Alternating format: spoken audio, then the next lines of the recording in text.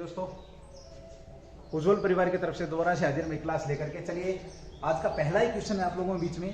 पेंड्रेथन मंदिर चर्चा का विषय रहा। पेंड्रेथन मंदिर कहाँ पर है, चलिए बात करते हैं। अभी हाल ही में आपका पहला ही क्वेश्चन आज का जिक्र करेंगे। देखिए क्वेश्चन नंबर 1 आपका पेंड्रेथन पेंड्रेथन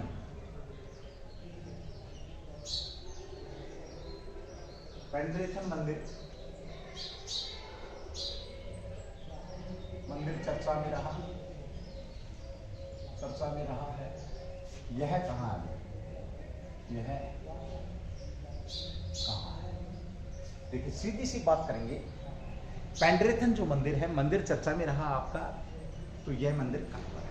ठीक है भाई, बहुत शानदार क्वेश्चन है, आप लोगों का ध्यान रखेंगे और 2022 में पूछे जाने की प्रबल संभावना रहेगी। इस क्वेश्चन के साथ जो आपको स्टैटिक दिया जाएगा वो भी बेहतरीन रहेगा।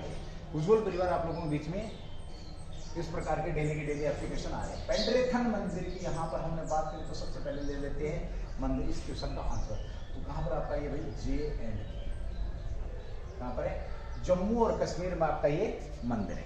कहाँ पर है? जम्मू और कश्मीर में का मंदिर है। और अभी हाल ही में चर्चा में क्यों रहा? क्योंकि एक सेना की जो भारतीय इंडियन आर्मी की कोर इकाई है, उस कोर के द्वारा इसको क्या जीर्णोद्धार किया गया, या उसे दोबारा से हम ये कहें कि उसका रेनोवेशन का काम, उसमें पूजा पाठ का काम, जो भी सारी चीजें दोबारा से शुरू की गई, इसलिए चर्चा में रहा।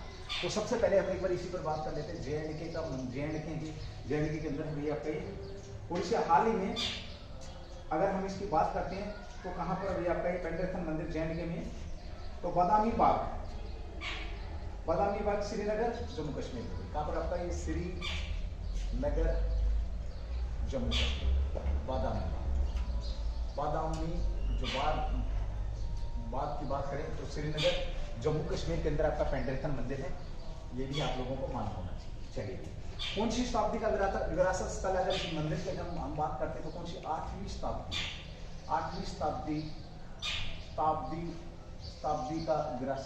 का क्या ये स्थल है? अगर बात करें किस शताब्दी से संबंधित है तो 8वीं शताब्दी में ये मंदिर बनाया गया था, उससे संबंधित है। 8वीं शताब्दी से जो आपका स्थल है ये आपका पेंड्रेथन मंदिर की यहाँ पर हम बात करते हैं। चलिए, भारतीय सेना चिनार कोर ने, किसने भी? भारतीय सेना की चिनार कोर जो है, चिनार कोर ने इसका दोबारा से रेनोवेशन किया है। किसके द्वारा भी? चिनार कोर के द्वारा इसका रेनोवेशन किया गया, इसलिए चर्चा में है, या इसका कायाकल्प दोबारा से किया। ओके, इस संबंध में यूनिट को संस्कृति मंत्रालय ने राष्ट्रीय स्मारक प्राधिकरण द्वारा मान्यता दी गई है। ये भी आप लोगों के लिए बेहतरीन क्वेश्चन। देखिए, पेंड्रेथन मंदिर, सीधी सी बात करें, पेंड्रेथन जो मंदिर है, यहाँ पर एक क्वेश्चन छोड़ूंगा तुम्हारे लिए। सबसे पहले तो ये कि जो पेंड्रेथन मंदिर है इसका किस भगवान से संबंध है, क्वेश्चन तुम्हारे। दूसरी बात है, पेंड्रेथन मंदिर कहाँ पर है? जैसा कि मैंने बताया आपको, JNK के अंदर है। श्रीनगर जो बादामी बाग, वहां पर आपका ये पेंड्रेथन मंदिर है। 8वीं शताब्दी से संबंधित है। इसका रेनोवेशन कहें, कायाकल्प कहें तो चिनार कोर ने। तो सबसे पहले दोस्तों मैं एक बार बात करता हूँ किसकी? आपकी कोर। कईयों के दिमाग में आ रहा होगा सर ये कोर है, कोर क्या है?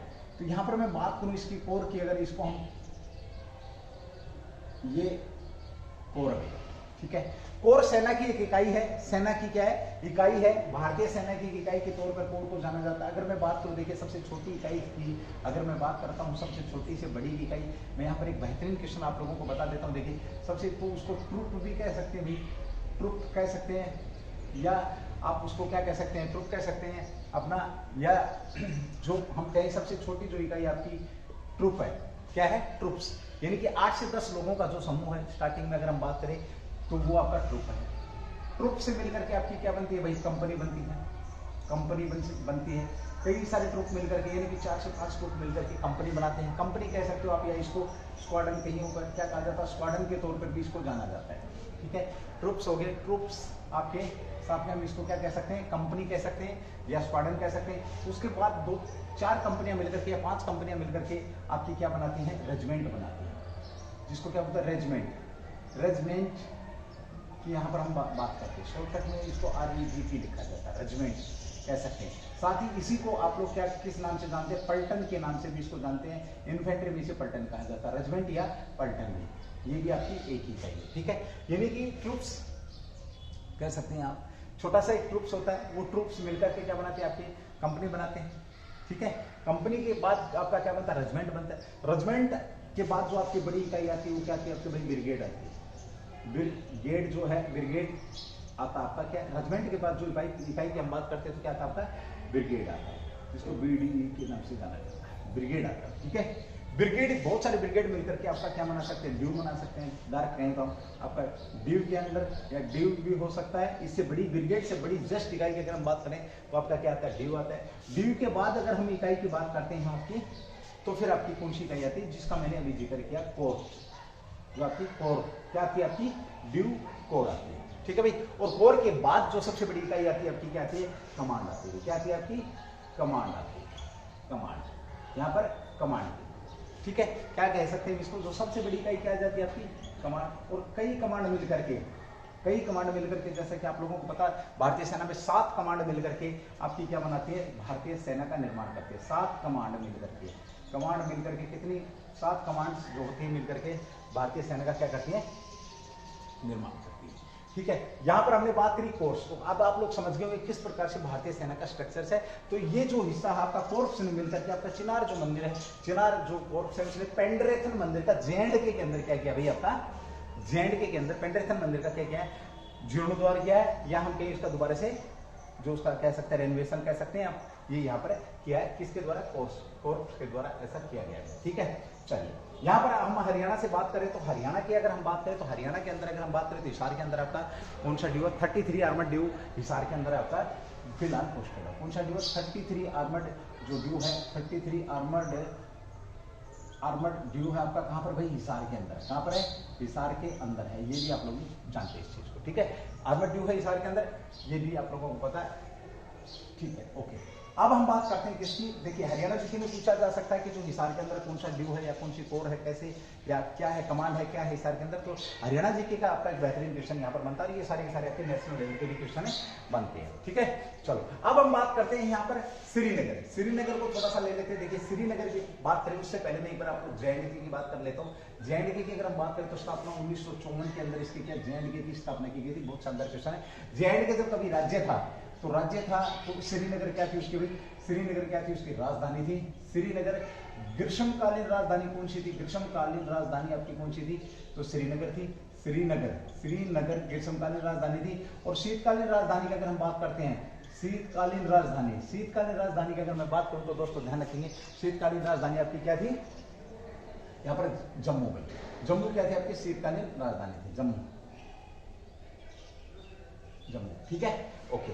अब यहाँ पर वापस आते हैं। देखिए इसका जो विघटन की बात करते हैं तो इसका विघटन कब हुआ, 1954 में गठन हुआ। विघटन कब हुआ, तो 2019 के अंदर इसका क्या किया गया, विघटन किया और इसे विघटित करके इसके 2 हिस्से कर दिए गए। JNK के 2 हिस्से कर दिए गए, यानी कि 2 UT बना दिए गए, यानी कि संघ राज्य बना दिए गए। संघ राज्य कह सकते हो, केंद्र शासित प्रदेश, यूनियन टेरिटरी कह सकते हैं आपके।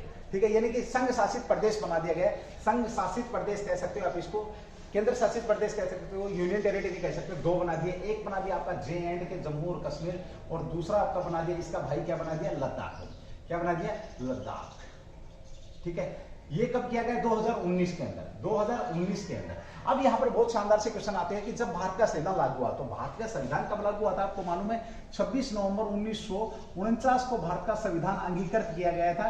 और कुछ यानी कि 16 जो एक्ट हैं ये इस दिन लागू हो गए थे आपके। 26 नवंबर 1949 को अंतरिम रूप से भारत का संविधान लागू हो गया था। ये बात सब लोग जानते हैं, अब पूर्ण अच्छे तरीके से जानते हैं कि भारत का संविधान पूर्ण रूप से कब लागू हुआ था, तो 26 जनवरी 1950 को इसे पूर्ण रूप से लागू कर दिया गया था। ठीक है, चलिए इस पे बात नहीं करूंगा, मैं बात करूंगा अभी JNK। ठीक है, तो JNK एकमात्र ऐसा राज्य था जहां पर क्या भाई, भारत का कानून, भारत का संविधान लागू नहीं था। संविधान लागू नहीं था। कहां पर संविधान लागू नहीं था भारत का, तो हम बात करते हैं भारत का संविधान जो आपका कहां लागू नहीं था, तो जम्मू और कश्मीर में भारत का संविधान लागू नहीं था। यहां पर इसका खुद का अपना संविधान था भाई, खुद का क्या था, खुद का संविधान था इसके पास। अब यहां पर बात आती है, देखिए संविधान, मैं एक शब्द यूज कर रहा हूं बार बार, आपका संविधान। ठीक है, संविधान की अगर मैं बात करता हूं तो संविधान किसे कहते हैं, ए सेट ऑफ रूल, जो लीगल बुक है आपकी, जिसके अंदर कानून, जो व्यवस्था को चलाने के लिए जो नियम और कानून बनाए गए वो आपके क्या कहलाते हैं, संविधान कहलाते हैं। बड़ा शानदार क्वेश्चन है। ठीक है, यहाँ पर ही आपकी IPC की जो धारा, इंडियन पिनल कोड जो है, यहाँ पर इंडियन पिनल कोड भी लागू नहीं था। जब संविधान लागू नहीं था तो IPC की धाराएं भी लागू नहीं थी। तो यहाँ पे कौन सी थी भाई, Ranveer Singh RPC Ranveer Singh penal code जो था यहाँ पर रणवीर सिंह पीनल कोड यहाँ पर लागू था। जेएंडके की बात करें तो अंतिम जो राजा था वो कौन सा था? हरि सिंह। जम्मू और कश्मीर का जो राजा था, अंतिम राजा कौन था आपका? हरि सिंह था भाई, हरि सिंह।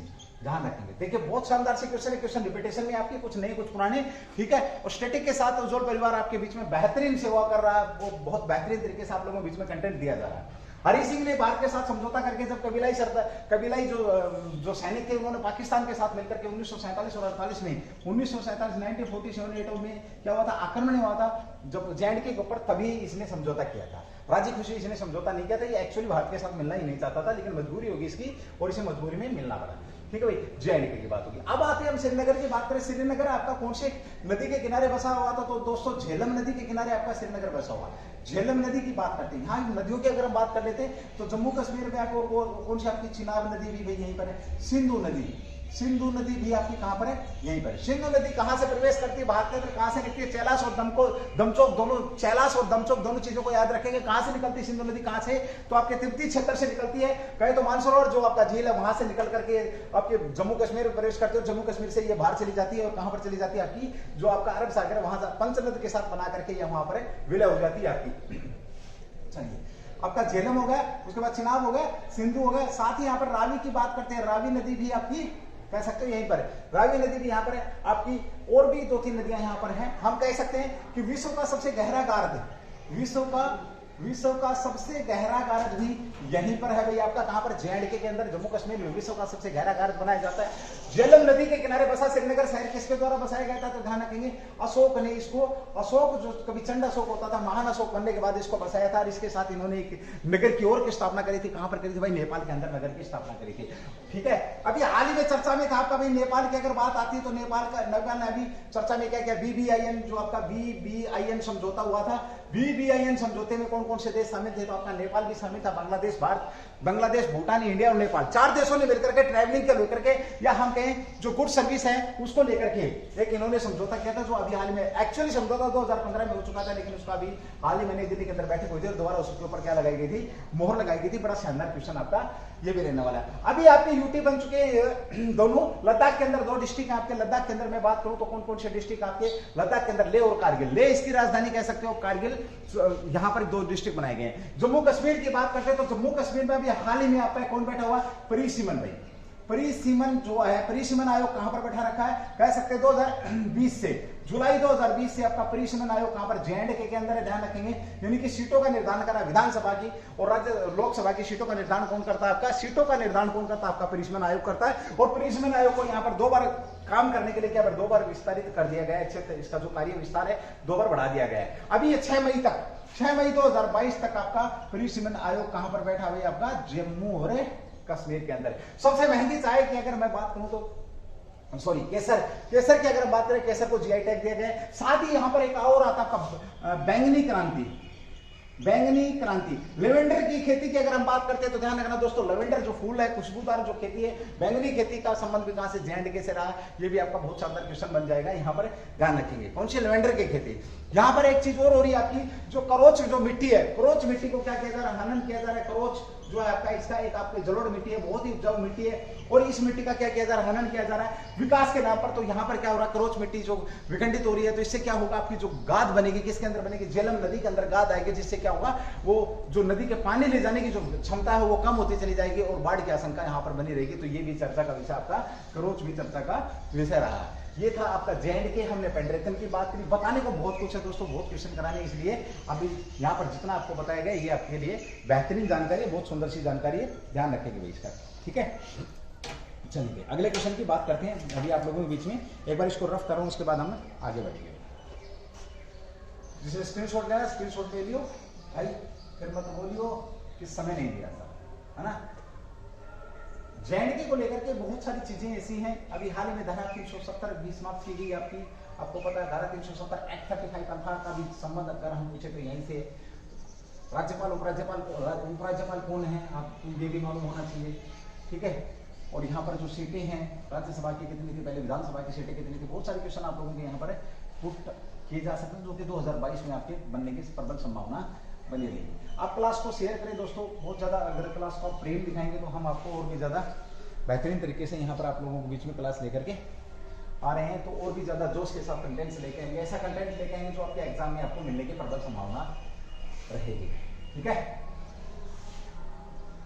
क्लास को स्किप कम करें, देखिए ज़्यादा रहे, बेटर अच्छा रहेगा आप लोगों के लिए। 2022 में बहुत सारी चीज़ें आपको यहाँ से मिल जाएंगी।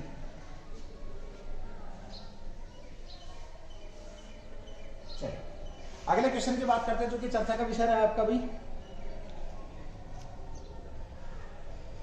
किस मंत्रालय ने अभी एसपीआई योजना को लागू किया? क्वेश्चन नंबर 2 भाई आपका, किस मंत्रालय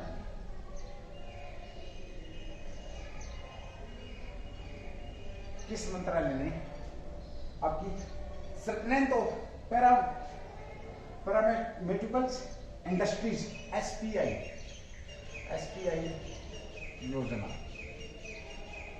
योजना को लागू किया, जो कि चर्चा का विषय है, लागू किया है।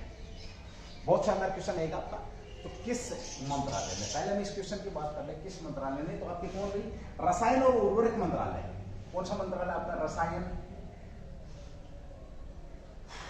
और उर्वरक मंत्रालय। कौन सा मंत्रालय? रसायन और उर्वरक मंत्रालय के द्वारा, उर्वरक जो मंत्रालय है, इस मंत्रालय ने इसको क्या किया? लॉन्च किया, एसपीआई, जो आपकी एसपीआई योजना है। ठीक है, एसपीआई योजना लागू कर रहा है विभाग ने, किसने? 500 करोड़ रुपए कुल वित्तीय, इसके साथ कितना खर्चा दिया जा रहा है भाई? ये मंत्रालय इस योजना एसपीआई योजना के लिए कितना रुपए लगेगा? तो आपका 500 CR रुपए यहाँ पर इसको दिए जाएंगे, 500 CR करोड़ रुपए यहाँ पर दिए जाएंगे। बड़ा शानदार क्वेश्चन आपका रहेगा। 25-26 के लिए उद्देश्य की बात करें, फार्मा क्षेत्र में बुनियादी सुविधा, यानी किसका संबंध किससे? दवाइयों से, कह सकते हैं दवाइयों से है। दवाइयों, अगर उद्देश्य की अगर हम बात करें, उद्देश्य तो जो फार्मा जो आपका है, फार्मा के क्षेत्र में बुनियादी ढांचे को डेवलप करना है। फार्मा के क्षेत्र में कह सकते हैं बुनियादी जो ढांचा है, ढांचे को क्या करना? डेवलप करना, यानी कि दवाइयों को लेकर के जो चीजें यहाँ पर, दवाइयों का जो व्यापार है, उसके व्यापार को लेकर के, दवाइयों को बनाने को लेकर के बहुत सारी चीजें इस बुनियादी ढांचे में, सारी की सारी चीजें आपकी ट्रेनिंग आ जाती है, प्रोवाइड कराना आ जाता है, कंपनियां आ जाती हैं, बाहर से कंपनियों को यहाँ इन्वेस्टर किस प्रकार से लाएं, पैसे इन्वेस्ट, वो सारी की सारी चीजें आपके बुनियादी ढांचे में आ जाती हैं। तो आपकी एसपीआई योजना की अगर हम बात करते हैं तो यह आपका strengthening of pharmaceutical industry, strengthening of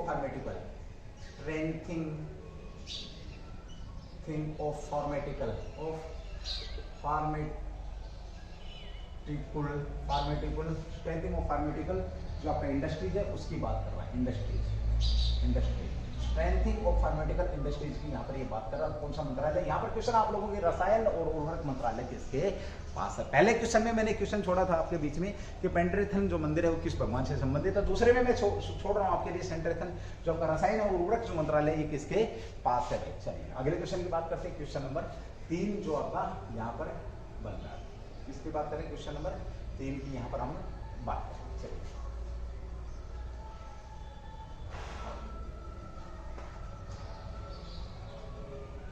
चलो, अजय भूषण पांडे अभी हाल ही में आपकी चर्चा में रहे हैं। कौन रहे भाई? अजय भूषण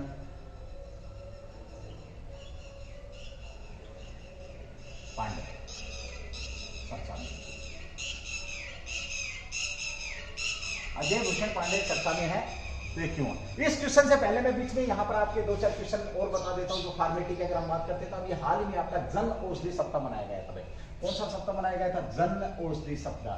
अच्छा क्वेश्चन है इसलिए दोबारा से इस क्वेश्चन पे आ गया हूं मैं। जन औषधि सप्ताह कब से कब तक मनाया गया? तो आपका 1 मार्च से लेकर के आपका 7 मार्च तक, 7 मार्च तक जन औषधि सप्ताह मनाया गया था। ठीक है, यहां पर हम बात करें तो ऐसी दवाइयों को प्रमोट करना जो बिना ब्रांड की हो, बिना ब्रांड, जिन पर ब्रांड नहीं होगा, और ये दवाएं आपकी 60 से लेकर के 90% तक क्या होंगी? सस्ती होंगी। उद्देश्य अगर पूछ ले इस सप्ताह का, तो इस सप्ताह का उद्देश्य क्या रहता था? क्या था भाई इसका? तो लोगों के बीच में जेनेटिक जो दवाई हैं उनके बारे में जागरूकता देना, जागरूकता देना, यानी कि दवाई का जो असर है भाई वो सेम है। सस्ती होने का मतलब ये नहीं होता कि इस दवाई आपकी असर नहीं करेगी, सिर्फ उसके ऊपर मार का नहीं होगा। जैसे आमतौर पे बुखार चढ़ते सबके दिमाग में आता है पैरासीटामोल ले लो भाई, पैरासीटामोल क्या है आपका, या डिस्प्रेल ले लो, या भाई रेंटेक ले लो, रेंटीडाइन ले लो, आपका जो टिंडाजोल ले लो। इस तरीके से जो ब्रांडेड की बात करें ओरोन ले लो, आपका डिक्लोफेनिक सोडियम ले लो, जो इस तरीके से जो ब्रांड है उन ब्रांडों को यहाँ पर जरूरत नहीं है। सिर्फ सीधी क्या बात है, जेनेटिक जो दवाई है, पेन किलर है तो पेन किलर है, बुखार उतारने वाली है तो बुखार उतारने वाली है, इस पर ब्रांड का नाम लिखा, जिससे दवाई क्या हो जाएगी आपकी सस्ती हो जाएगी। और हर व्यक्ति तक दवाई की पहुंच को लाने के लिए जेनेटिक दवाइयों का यहाँ पर प्रधानमंत्री जो आपके थे, प्रधानमंत्री हैं जो हमारे प्रधानमंत्री मोदी साहब के द्वारा इसको शुरू किया गया था, इस योजना को शुरू किया गया। हर व्यक्ति तक दवाई स्वास्थ्य को बनाए रखना, ये सारे के सारे उद्देश्य आपके यहाँ पर हैं। अजय भूषण चर्चा में रहे, क्यों रहे हैं, इनकी बात करते हैं। क्वेश्चन नंबर जो 3 है आपका, इसकी अगर हम बात करते हैं अजय भूषण अगर चर्चा की बात करते हैं तो भाई सरकार के पूर्व वित्त सचिव, सबसे पहले तो क्या ये जो सरकार है पूर्व आपके क्या है, पूर्व सचिव है भाई, वित्त सचिव है अजय भूषण पांडे, वित्त सचिव है भाई। वित्त सचिव कौन है आपके, यही है भाई, पूर्व वित्त सचिव है। अब चर्चा में क्यों है, अब इन्हें भाई किसका, national financial reporting authority NFRA का अध्यक्ष नियुक्त किया है। किसका भाई, NFRA,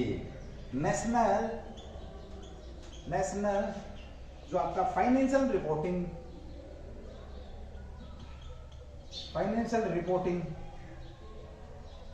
national financial reporting authority, NFRA authority का क्या किया गया, अध्यक्ष नियुक्त किया गया, अध्यक्ष नियुक्त किया है। किसका अध्यक्ष नियुक्त किया गया, तो NFRA नेशनल फाइनेंसिंग जो आपका रिपोर्टिंग अथॉरिटी है, इस अथॉरिटी का क्या किया गया है, अध्यक्ष नियुक्त किया गया है। किसको किया गया है भाई, तो आपका अजय भूषण पांडे को नियुक्त किया गया है, ध्यान रखिएगा, ठीक है। 3 साल की अवधि के लिए। तो कैबिनेट नियुक्ति समिति ACC के द्वारा, ACC जो आपका कैबिनेट नियुक्ति है ACC के द्वारा, इसका जो कार्यकाल है कितना रहने वाला, 3 वर्ष का इनका क्या रहने वाला भाई, कार्यकाल यहाँ पर रहने वाला है। कार्यकाल की बात करें तो कितना, 3 वर्ष का यहाँ पर कार्यकाल। पिछले साल फरवरी में ये क्या थे आपके राजस्व सचिव के पद से निवृत्त हुए थे। कब भाई, 2021 में राजस्व जो सचिव थे, सचिव के पद से इन्होंने क्या दिया था, नियुक्ति यहाँ पर, मतलब इनकी जिन्होंने क्या दिया, रेजिग्नेशन दिया था, ठीक है भाई, या इनका कार्यकाल पूरा हुआ था, इस वजह से इन्होंने अपना पद छोड़ा था। तो ये भी आपका क्वेश्चन, अजय भूषण भी आपका चर्चा में रहने वाले हैं।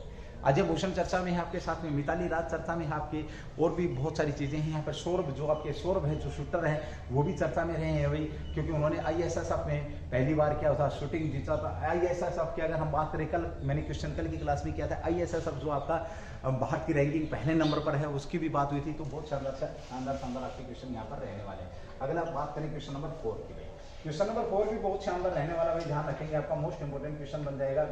अदावी ट्राइबल ब्रांड लॉन्च किया, ये क्या है आपका, Adavi tribal most important question रहेगा भाई, ये ध्यान रखेंगे। ब्रांड इस पे लिख सकते हैं आप। तो लॉन्च हुआ है, ये क्या है, लॉन्च हुआ है, ये क्या है, हुआ है, क्या है।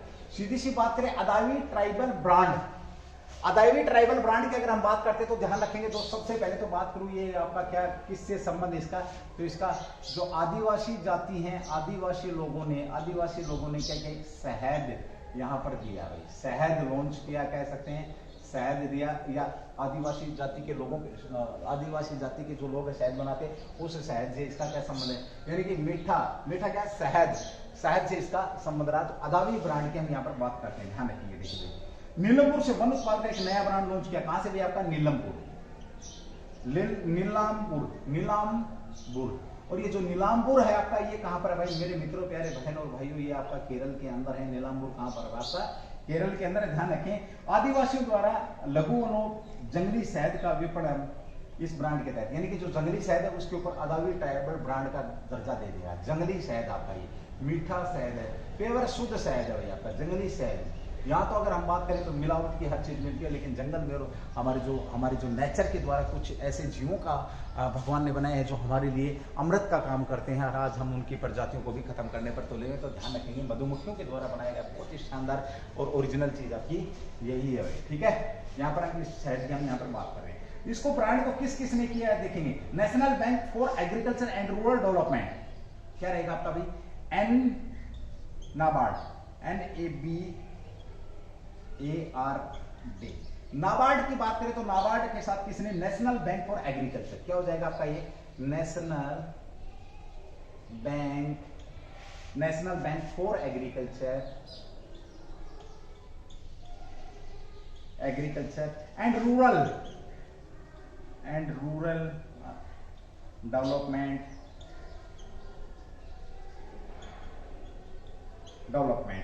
और जन शिक्षण संस्थान, और किसने, साथ में प्लस का निशान लगा दिया मैंने, और जन शिक्षण जो आपका जन शिक्षण संस्थान जिसको हम शॉर्टकट में क्या बोलेंगे, JSS, द्वारा इसे नीलामपुर में आयोजित एक उत्सव के अंदर इसे लॉन्च किया। तो सबसे पहले तो सीधा से बात करेगा कि जो आदिवासी ट्राइबल ब्रांड लॉन्च है, इसका संबंध अगर हम बात करें तो शायद से है। और दोस्तों कहां से, नीलामपुर के अंदर एक आदिवासी प्रोग्राम था, वहां पर इन दोनों नाबार्ड और आपका JSS द्वारा मिलकर के इसको लॉन्च किया गया है। इसका एक जो शहद का ब्रांड है वो लॉन्च किया गया है नाबार्ड। ठीक है, ओके। यहां पर हम नाबार्ड की बात करते हैं, national bank for agriculture and rural development, साथ ही हम जन शिक्षण संस्थान की बात करते हैं, JSS। ठीक है, चलिए। आदिवासी उत्सव के दौरान नाबार्ड और JSS द्वारा दिशा नाम का एक प्रदर्शनी का आयोजन भी किया गया। यहां पर एक प्रदर्शनी लगाई गई थी, दोनों ने मिलकर के। आपसे पूछे किसने, नाबार्ड, साथ में आपका JSS, इन दोनों ने मिलकर के एक प्रदर्शनी लगाई। प्रदर्शनी का नाम क्या था भाई, दिशा। पूछ लेगा दिशा प्रदर्शनी कहां पर लगाई, किसके द्वारा लगाई गई दिशा प्रदर्शनी, तो ये भी आप लोगों को मालूम होना चाहिए। ठीक है, अदावी आपका शुद्ध सिंगल शहरी है, क्या आपका भाई शहद है, साथ ही यहाँ पर इसमें यहाँ पर आंवले का, मुरब्बे का, अचार का, बहुत सारी चीजें यहाँ पर आदिवासियों के लिए कही गई हैं। अदावी ब्रांड शुद्ध जंगली शहद है, जंगली शतावरी, आंवले, विभिन्न चाराओं को बढ़ावा देगा भाई। ठीक है, उत्पादों को गौमूत्र सोसाइटी द्वारा बेचा जाएगा। ये जो उत्पाद है, कौन कौन से उत्पाद है, बड़ा शानदार क्वेश्चन है, देखिए भाई। यहाँ पर एक तो अदावी ब्रांड हो गया आपका, दूसरा क्या है आपका भी यहाँ पर कह सकते हैं, और क्या होगा आपका, जंगली शतावरी, जंगली शतावरी है आपका, और आंवले। उत्पादों को बेचेगा कौन आपका, तो गौमूत्र सोसाइटी द्वारा इसे बेचा जाएगा। किसके द्वारा भाई, जो आपका शहद है,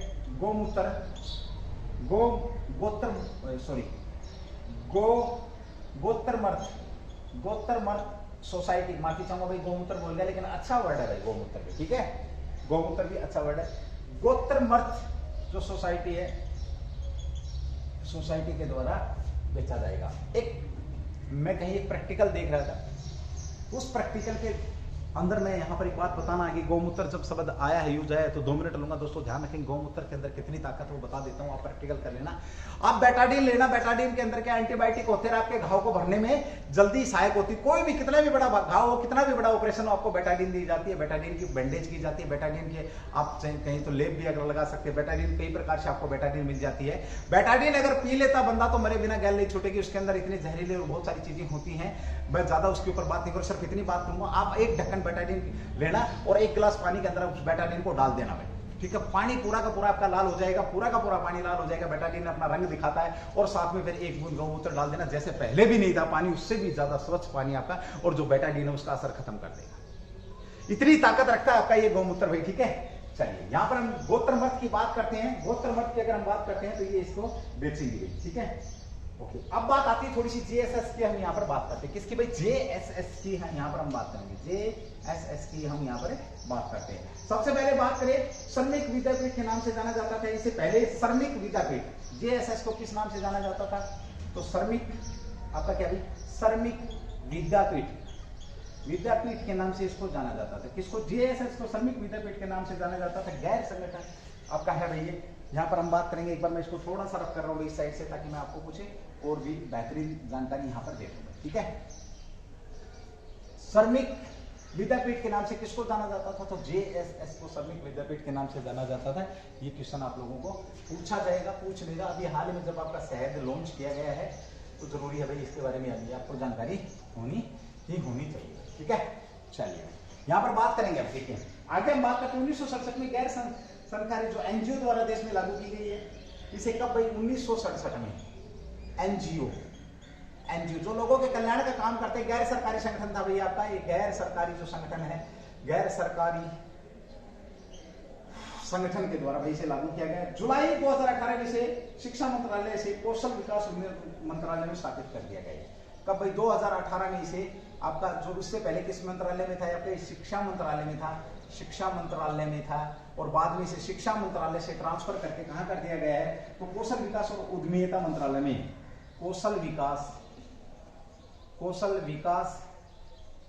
और उद्यमिता मंत्रालय, उद्यमिता जो मंत्रालय है उसमें क्या कर दिया गया, इसे ट्रांसफर कर दिया गया। पूछा जाएगा कि किस विभाग को, तो आपका जो ये हम बात करें JSS की बात करें, जिसे श्री श्रमिक विद्यापीठ के नाम से जाना जाता था, एनजीओ के द्वारा 1967 में इसकी स्थापना की गई थी, जो कि गैर सरकारी संगठन था, पहले ही शिक्षा मंत्रालय के अंदर आया। 2018 में इसको कौशल विकास मंत्रालय के अंदर क्या कर दिया गया, शिफ्ट कर दिया गया। ध्यान रखेंगे भाई, ठीक है। JSS न्यूनतम ढांचे की लागत के साथ लाभार्थियों को काम करता है, प्रशिक्षण कार्य प्रदान करता है, और ये सारी की सारी चीजें आप लोगों के बीच में आ चुकी हैं। तो यहाँ पर जो शहद था, आदिवासियों का प्रोग्राम किया गया, दिशा वहाँ पर लॉन्च की गई, ठीक है। ये सारे का सारा बहुत बेहतरीन क्वेश्चन था आपका। मेलांबूर केरल के अंदर से जनरली शहद है, नाबार्ड प्लस में आपका कौन सा भाई, नाबार्ड के साथ JSS की अगर हम यहाँ पर बात करते हैं, इन्होंने दिशा से आपका दिशा प्रदर्शनी भी यहाँ पर लगाई, श्रमिक विद्यापीठ के नाम से इसको जाना जाता था। 1967 में एनजीओ गैर सरकारी संगठन, 2008 में से शिक्षा मंत्रालय से कौशल विकास मंत्रालय के अंदर से शिफ्ट कर दिया गया। बहुत शानदार क्वेश्चन आपका। चलिए भाई आगे मैं इसको एक बार रफ करूँगा, अगर नोट नहीं किया है किसी ने तो नोट कर सकते हैं। बहुत शानदार क्वेश्चन आप लोगों का बना है, बहुत ही बढ़िया क्वेश्चन है, ध्यान रखेंगे इसका भी। अगला क्वेश्चन भी बहुत कुछ लेकर के आ रहा है आपके बीच में। देखिए उज्ज्वल परिवार हमेशा से ही आप लोगों के बीच में बस आप प्रेम दिखाते हैं, क्लास को शेयर करते हैं, क्लास का लेवल बढ़ाएं प्लीज। मैं बार बार एक बात बोल रहा हूँ, देखिए कहीं ऐसा ना हो कि ऐसा समय आ जाए आपको पूरी की पूरी क्लास देखनी पड़ जाएगी पीछे तक की। इससे अच्छा है कि साथ के साथ क्लास देखो, और क्योंकि जब सारी चीजें आपको एक क्लास में मिलेगी तो मजबूरी हो जाएगी आप लोगों की देखने, और उस समय मैं भी क्लास को ना पैसे लगाना शुरू कर दूंगा कि भाई पैसे देगा वही क्लास को देखेगा। इससे अच्छा एक बेहतरीन है मौका पड़ा है आपका, तो आप इस क्लास को देखते रहिए। फ्री में दी गई चीज कभी कभी आपकी जो कितने भी रुपए में खरीद लो आप, उससे भी ज्यादा अनमोल होती है, ध्यान रखेंगे। तो मैं मेरा कीमती समय देकर के आपके बीच में, उज्ज्वल परिवार ने जब मुझे इस बात के लिए बोला गया कि सर आप एक क्लास देंगे बच्चों को, तो मैं अपनी ड्यूटी अच्छे से निभा रहा हूँ, तो कृपया करके आप भी अच्छे से ड्यूटी निभाइए। ऐसे ही कोई समय खराब ना तो आपका करना चाहेगा, ना ही मेरा करना चाहेगा। तो जो मैनेजमेंट का फैसला था उज्ज्वल परिवार की तरफ से भी, वो आपके हित में किया गया फैसला था। बस इतना कर दिया गया कि उसमें मोहरा मुझे बना दिया गया कि आप ही करिए सर, ठीक है। तो इसलिए हमारा जो YouTube चैनल उज्ज्वल कोचिंग कैंपस के नाम से जो चैनल है, ज़्यादा से ज़्यादा स्प्रेड करें ताकि लोग इसको ज़्यादा से ज़्यादा देखें। अभी हाल ही में आपका चर्चा में रहा भाई UV का कार्यक्रम, ये क्या है, UV का कार्यक्रम क्या है, क्वेश्चन नंबर 65 में आज तक UV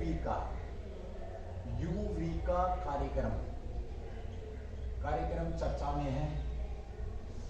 यह क्या है, यह क्या है, सीधी सी बात करें, यूवी का कार्यक्रम चर्चा में रहा आपका, यूवी का कार्यक्रम चर्चा में है।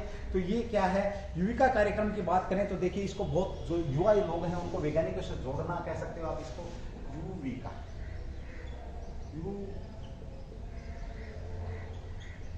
कार्यक्रम, यहाँ पर किसकी बात करें हम, यूवी का कार्यक्रम की बात कर रहे हैं। ये चर्चा का विषय रहा है, ध्यान रखिएगा। इसे किस नाम से जाना जाता है, युवा वैज्ञानिक कार्यक्रम। इसे किस नाम से जाना जाता है, युवा वैज्ञानिक कार्यक्रम के नाम से इसको, कार्यक्रम के नाम से इसको जाना, युवा वैज्ञानिक कार्यक्रम के नाम से इसको जाना जाता है। बड़ा शानदार क्वेश्चन आप लोगों का रहेगा, ध्यान रखेंगे। युवा वैज्ञानिक कार्यक्रम के नाम से इसको कहा गया है।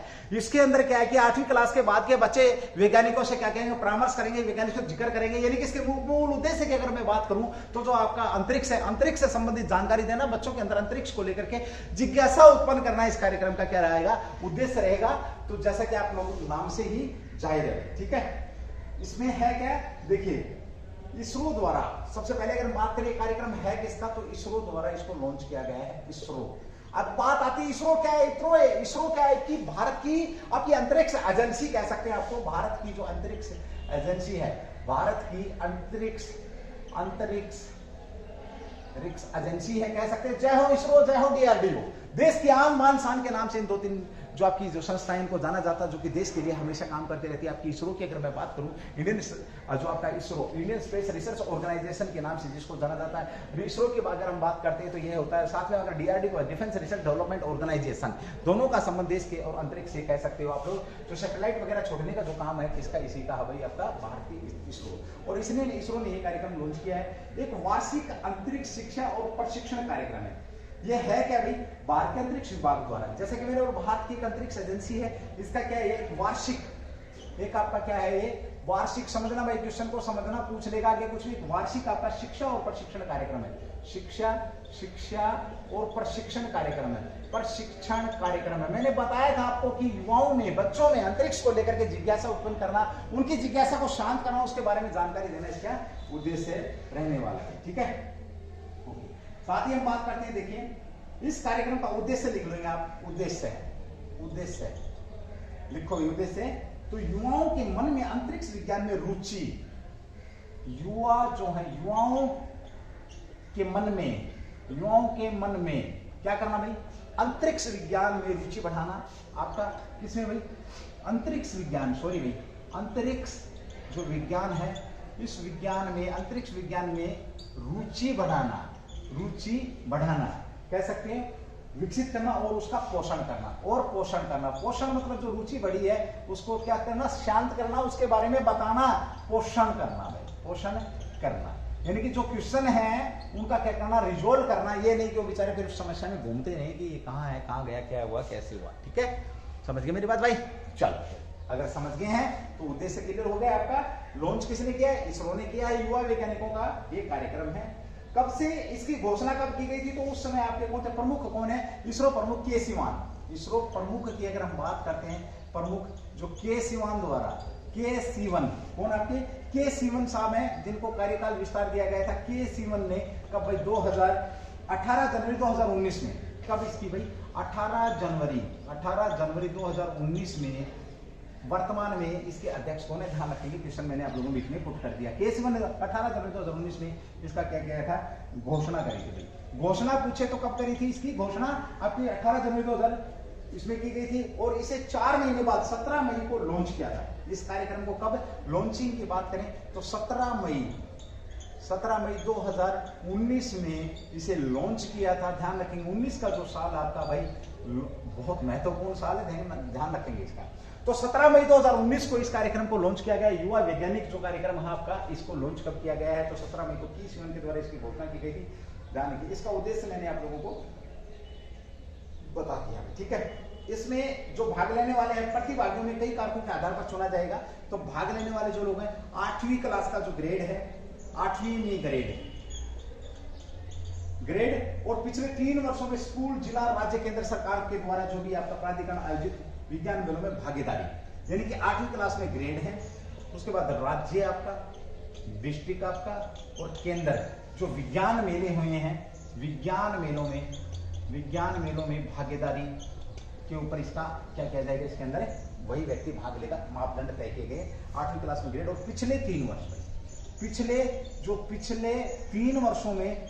3 वर्षों में जो इन्होंने तीर मारे हैं, वैज्ञानिक जो मेले राज्य स्तर के, डिस्ट्रिक्ट स्तर के और आपके केंद्र स्तर के, उनमें जो भाग लेगा वही इसके अंदर आयोजित मेलों में भागीदारी शामिल है, ठीक है।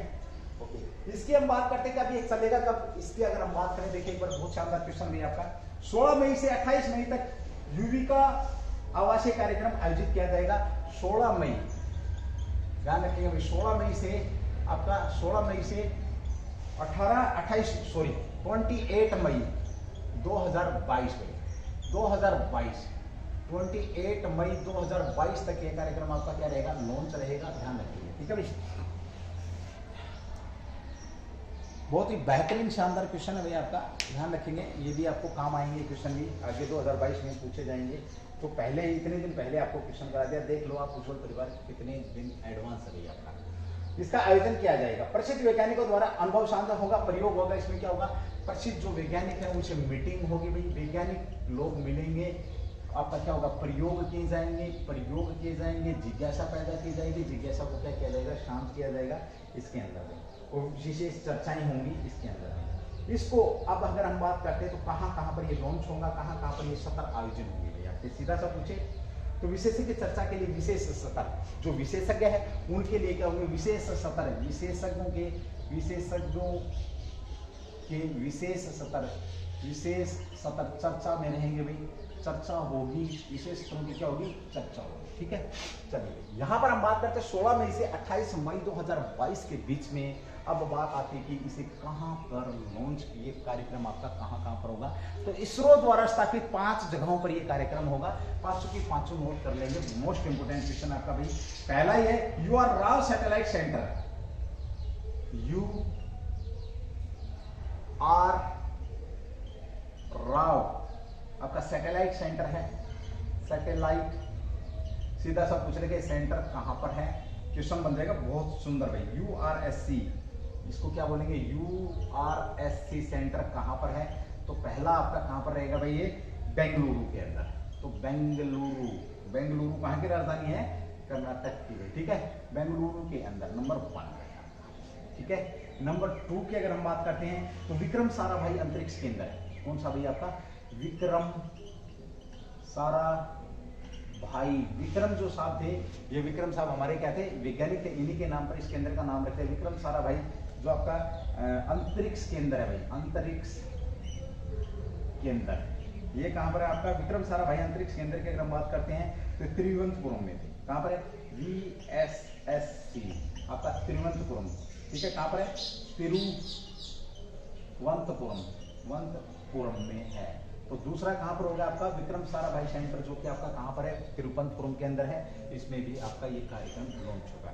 तीसरे की बात करते हैं तो राष्ट्रीय सुदूर संवेदन केंद्र, राष्ट्रीय मोस्ट इंपोर्टेंट क्वेश्चन में ध्यान रखेंगे। सुदूर, फिर मत बोलना सर आपने बोला नहीं था, संवेदन केंद्र आपका ये कहां पर आपका भाई, ये भी पूछ लिया जाएगा। NRSC, ये आपका हैदराबाद के अंदर है। हैदराबाद स्टैच्यू ऑफ इक्वालिटी कहां पर आपकी, यही है। तो तीसरा आपका भाई ये है। चौथे की अगर हम बात करें, चौथे की अगर हम बात करते हैं, हैदराबाद अंतरिक्ष अनुप्रयोग केंद्र है आपका। अगला अंतरिक्ष अनुप्रयोग केंद्र, चौथा आपका अंतरिक्ष अनुप्रयोग केंद्र।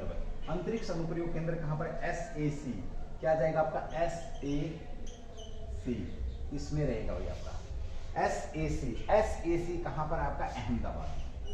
कहां पर आपका ये, अहमदाबाद। कहां पर आपका ये, अहमदाबाद। उसके बाद पूर्वोत्तर अंतरिक्ष अनुप्रयोग केंद्र, पांचवा आपका भाई पूर्वोत्तर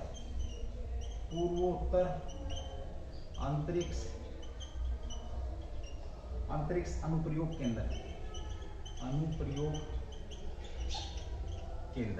ये कहां पर आपका, NESAC,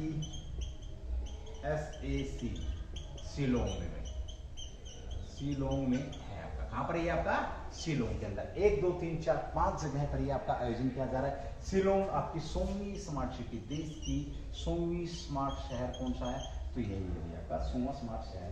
इस 5 केंद्रों पर आयोजित किया जाएगा आपका ये कार्यक्रम। बहुत शानदार क्वेश्चन, एक बार कंक्लूजन इसका कर देता हूं। देखिए यहाँ पर युवा बच्चों के लिए कार्यक्रम, जिसमें अंतरिक्ष को लेकर के उनके अंदर क्या जिज्ञासा पैदा की जाएगी, जिज्ञासा का पोषण किया जाएगा, विषय सब्जेक्ट मीटिंग की जाएगी, जो वैज्ञानिक हैं अंतरिक्ष के उनसे बात कराई जाएगी। इसरो के द्वारा इसकी घोषणा की गई थी, के सिवन के द्वारा उस समय अध्यक्ष थे। 2019 के अंदर इसकी घोषणा की गई। इसके 4 महीने बाद 17 मई को इनको क्या कर दिया गया था भाई, लॉन्च कर दिया गया था। और अब ये कब से कब तक आपका चलने वाला है, तो ये आपके बीच में मैंने लिख दिया 16 मई से 28 मई 2022 के बीच में ये यहाँ पर रहेगा। कहाँ पर लॉन्च होगा, तो जो इसरो से संबंधित जो 5 स्टेशन है, हमने URS Rao satellite centre, URS के बेंगलुरु के अंदर, विक्रम साराभाई आपका कहाँ है, तिरुवनंतपुरम में, राष्ट्रीय सुदूर जो संवेदन केंद्र आपका हैदराबाद के अंदर, अंतर्राष्ट्रीय अनुप्रयोग केंद्र कहाँ पर आपका, ये अहमदाबाद के अंदर है। पूर्वोत्तर भारतीय अनुप्रयोग केंद्र आपका NESAC शिलोंग के अंदर है। इनमें इनका क्या किया जाएगा, लॉन्चिंग किया जाएगा। ये कार्यक्रम आपका चलेगा। एक बार इसको आप क्या कर सकते हैं भाई, इसका आप स्क्रीनशॉट ले सकते हैं। उसके बाद हम आगे बढ़ेंगे। सबसे ज्यादा, चलिए भाई, मध्य प्रदेश, अभी हाल ही में एक क्वेश्चन मध्य प्रदेश का ले लेते हैं। बहुत शानदार क्वेश्चन आप लोगों का यहाँ पर ये रहने वाला है। चलिए भाई, बार है ना, जो टीम है वो मुझे इशारा कर रही है कि नहीं सर समय हो चुका है, तो माफी चाहूंगा मैं। ये क्लास जो आपकी आज की क्लास यहीं पे मुझे समाप्त करनी पड़ेगी। टेक्निकल टीम कुछ विशेष जो कुछ इश्यूज हैं उसकी वजह से मेरे को क्लास बीच में रोकनी पड़ेगी। नहीं तो मेरा विचार था 2 क्वेश्चन और कराने का। आपके काफ़ी क्वेश्चन है भी गए हैं आज की डेट में। कोई बात नहीं, कल की क्लास लंबी होगी तो उसमें हम इन क्वेश्चनों को करवा देंगे। ठीक है भाई। उज्ज्वल परिवार की तरफ से आप लोगों का स्वागत है उज्ज्वल परिवार में। और तहे दिल से मैं आपसे एक बात, एक रिक्वेस्ट हर बार हर क्लास के अंदर कर रहा हूँ कि क्लास को शेयर करें ताकि किसी का भला हो जाएगा। ठीक है, चलिए दोस्तों, थैंक यू, जय हिंद जय भारत। मिलते रहेंगे इसी प्रकार से, प्यार दिखाते रहेंगे। उज्जवल परिवार की तरफ से आप लोगों को एडवांस में होली की ढेरों शुभकामनाएं। थैंक यू, जय हिंद।